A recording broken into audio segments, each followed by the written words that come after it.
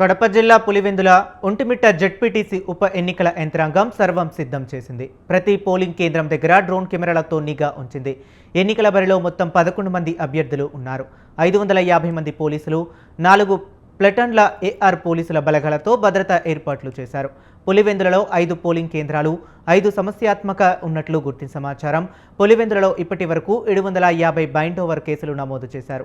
ఒంటిమిట్టలో 17 polling కేంద్రాలు ఉండగా అందులో 4 సమస్యాత్మక కేంద్రాలు ఉన్నట్లు గుర్తించారు పోలీసులు.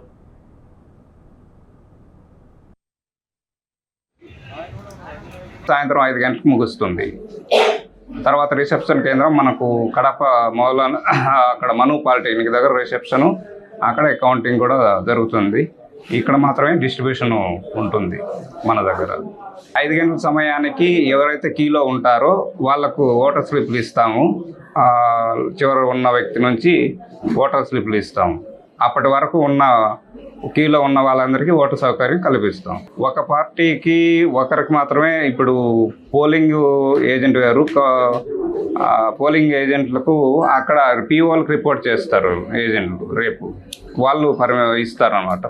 జనరల్ ఏజెంటు ఇప్పుడు వచ్చాయి, ఇప్పుడు మేము ఇస్తాం. ఒక 4-5 మొత్తం వచ్చాయి, అవి ఈరోజు ఇస్తున్నాం. కంటెస్టింగ్ క్యాండిడేట్కు ఒకరికి ఒక ఎలక్షన్ ఏజెంట్ మాత్రమే ఇస్తామంటే వాళ్ళు అప్లై చేసుకుంటేనే ఇస్తాం. గన్మెన్ కలిగి ఉన్న వాళ్ళకు పోలింగ్ ఏజెంట్గా పెట్టడానికి లేదు, ఎందుకంటే వాళ్ళు లోపలికి వెళ్ళకూడదు కాబట్టి. సాయంత్రం 5 గంటలకు ముగుస్తుంది.